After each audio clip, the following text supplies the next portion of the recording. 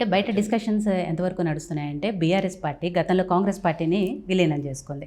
ఎప్పుడైతే తెలంగాణ ఇస్తే టీఆర్ఎస్ పార్టీని, అప్పటి టీఆర్ఎస్ పార్టీని కాంగ్రెస్ పార్టీలో విలీనం చేస్తామన్న ఆ పార్టీ తర్వాత కాంగ్రెస్ పార్టీని విలీనం చేసుకునే స్థాయికి వచ్చింది రాష్ట్రంలో.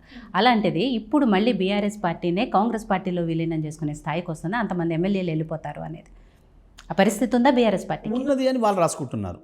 కానీ లేదు, అటువంటి జరిగే పరిస్థితి ఏం లేదు. అట్లా లేరు మా ఎమ్మెల్యేలు కూడా ఎవరు. చూస్తున్నారు మీరు, చాలామంది మీద ఉరికనే రాస్తున్నారు. ఇక్కడ మాత్రం కూర్చొని ఉండగానే బయట వార్తలు వస్తున్నాయి, సోషల్ మీడియాలో పెట్టేస్తున్నారు, ఈయన పోతున్నాడు ఆయన పోతున్నాడు అని చెప్పి. అంటే చాలా గాలి వార్తలు పుట్టిస్తున్నారు. ప్రభుత్వం అధికార పార్టీ నుంచి వెళ్ళి చాలా అట్లాంటి లీకేజీలు మీడియా వాళ్ళకి ఇచ్చుడు, మాట్లాడిచ్చుడు, రాపిచ్చుడు చేస్తున్నారు. ఇదంతా గేమ్లో భాగమమ్మా, సింపుల్ ఏం లేదు. ఎంత పార్ట్ ఆఫ్ ద గేమ్ పాలిటిక్స్లో నడుస్తూనే ఉంటాయి. సో పార్లమెంట్ ఎలక్షన్స్లో బీఆర్ఎస్ పార్టీకి సంబంధించి 1-2 స్థానాలు వచ్చినా కూడా గ్రేటే అని సర్వేలు చెప్తున్నాయి. అటు అధికార పార్టీ కాంగ్రెస్ లేకపోతే బీజేపీ కూడా అవే చెప్తున్నాయి. నిజంగా బీఆర్ఎస్ పార్టీ పరిస్థితి ఏంటి? ఎన్ని సీట్లు గెలుచుకుంటారు? వస్తేనే గ్రేట్ అని అంటున్నారు కదా, రైట్. అంతకంటే 2-3 తెచ్చుకొని ఇంకా గ్రేట్ నిలబడతాం. సో నల్గొండలో పార్లమెంట్కి సంబంధించి కంచెల కృష్ణారెడ్డి గారికి టికెట్ ఇచ్చారు, ఆయన ప్రచారం కూడా చేసుకుంటున్నారు. కాబట్టి మీ నల్గొండకి సంబంధించిన సూర్యాపేట ఇవన్నీ కూడా మీ బాధ్యత కూడా ఉంటుంది. కాబట్టి ఆ వర్క్స్ మీరు ఎలా చేస్తున్నారు? తప్పకుండా నిన్ననే కేటీఆర్ గారిని తీసుకుపోయి మేము నియోజకవర్గ సమావేశం పెట్టుకున్నాం, పార్లమెంట్ నియోజకవర్గ సమావేశం. రేపు ఎల్లుండిలో మళ్ళీ శాసనసభ నియోజకవర్గ స్థాయి సమావేశాలు చేసుకుంటున్నాం. మేము ఒక పద్ధతి ప్రకారం ప్రచారం చేసుకుంటాం. అదొకటే కాదు, రేపు భువనగిరి కూడా ఉంది, భువనగిరి పార్లమెంట్కి కూడా రేపు అక్కడ కూడా కార్యకర్తల సమావేశాన్ని పెట్టుకున్నాం, అక్కడ కూడా చేసుకుంటాం, కార్యక్రమాలు చేసుకుంటూ పోతాం. మాకు ఎన్నికల్లో ఏ పద్ధతిలో అవలంబించాలో ఆ పద్ధతిలో అవలంబిస్తాము డెఫినెట్గా.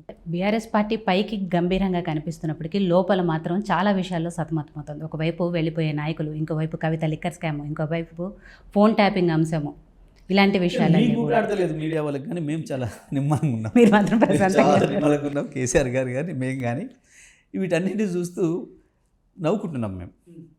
మీ ఆడటం అంతా మీడియా వాళ్ళ ఆడటము, బయట కేసీఆర్ గారు అంత నిమ్మలంగా ఉన్నా కష్టమే, పార్టీ వాళ్ళ ఆడటము, ఇవన్నీ చూసి ఎందుకంటున్నానంటే మళ్ళీ దీనికి కూడా మీరు అహంకారమో గర్వమో అంటారేమో, ఏమైనా అనుకోరేయండి, మాకేం బాధ లేదు. మేము అన్నీ చూసి వచ్చిన అనుభవంతో, కొత్త కాదు కదా మాకు, కొత్త కాదు కదా.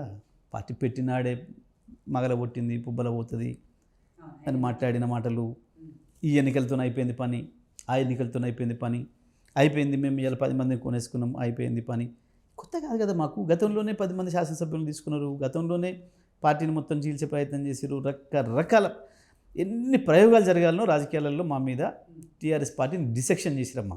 ఒక మాటలు చెప్పాలంటే డిసెక్షన్ చేసిరు. అయినా మళ్ళీ లేచి వచ్చినాం ఫినిక్స్ పక్షిలాగా. కాబట్టి మాకు ఇవన్నీ పెద్ద గందరగోళం ఏం లేదు, ఊపిరి సల్పని పనులు ఏం లేదు. మేమేం చేయాలి, మేము ఇక్కడ ఎట్టు నడవాలి అనే మా దృష్టి అంతా ప్రజల వైపు ఉంది. చలో నేను తీసుకున్నాం, ప్రజల ఇష్యూ తీసుకున్నాం. కేసీఆర్ గారు వచ్చిండ్రు, ఒకటే దెబ్బకు ప్రభుత్వానికి కొనుక్కు పుట్టింది. ఇక్కడ సాగర్లో నీళ్ళు వదిలిండ్రు, అక్కడ కాళేశ్వరం నీళ్ళు ఎత్తిపోసిర్రు.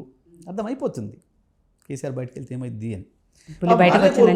వాళ్ళే కోరుకుంటున్నారు, న్యాయంగా రావదని కోరుకోవాలి వాళ్ళు. కానీ పాపం వాళ్ళు ఎందుకు కోరుకుంటున్నారు, తెలివి తక్కువగా అన్నిట్లు చేసినట్టు. ఏ సమయానికి ఏం చేయాలనో కేసీఆర్ గారికి బాగా తెలుసు. ఆయనకు సరిపోయే సమర్థవంతమైన నాయకత్వం ఉంది, ఆయన చేతి కింద బ్రహ్మాండంగా ఆయన నిర్మించుకున్న యంత్రాంగం ఉంది. ఆయన కొరకు ప్రాణం ఇచ్చే కార్యకర్తలు లక్షలాది మందిగా ఉన్నారు డెఫినెట్గా. కాబట్టి ఈ బయట జరుగుతున్నదంతా కూడా అందులో ఏముందో మాకు తెలుసు, అందులో ఎసెన్స్ ఏందో బాగా. ఒకటే మాట మన నేను శాసనసభలో చెప్పిన, ఏం ధైర్యంతో చెప్తానమ్మా, నేను ఏం ధైర్యంతో చెప్తాను, నేను తడబడి చెప్పలే, లేదు వాడేవాడు అనలే, నేనే చెప్పిన ముందు. వీళ్ళు 10 ఏళ్ళు బయట కుక్కలాగా అరుస్తుంటే నేను పట్టించుకోలేదు వీళ్ళను. కానీ వాళ్ళు కరెక్ట్ వేదిక మీద దొరికిరు, అందుకే నేను వాళ్ళు చెప్తున్నా. నేను ఎప్పుడు రియాక్ట్ కాలే వాళ్ళతో. 10 ఏళ్ళలో వాళ్ళు ఎన్ని వాగిన అక్కడ రోడ్ల మీద వాగినని కరెక్ట్ శాసనసభ వేదికనే దొరికిరు కాబట్టి నేను చెప్పాలని చెప్తాను, చేసుకోండి అని చెప్పిన. నాకు అది తెలుసు. అందుకే నాకు ఎందుకు విచారణ కమిటీ వస్తుంది, ఇంకోటి వస్తుంది, నాకు ఎందుకు ఆందోళన ఉంటుంది. నేను నవ్వుకుంటాను తప్ప కుప్పిగంతలు అనుకొని పట్టింది. అట్లా కేసీఆర్ గారు కూడా అన్నీ తెలుసు ఆయనకు. కాబట్టి మేము బయట జరిగే ప్రచారాలు ఇవన్నీ మాకు ఏమి అసలు మేము ఒక సెకండ్ కూడా వాటి వైపు ఆలోచన చేయం. మా పని ఏందో మేము ఆలోచన చేసుకుంటాం.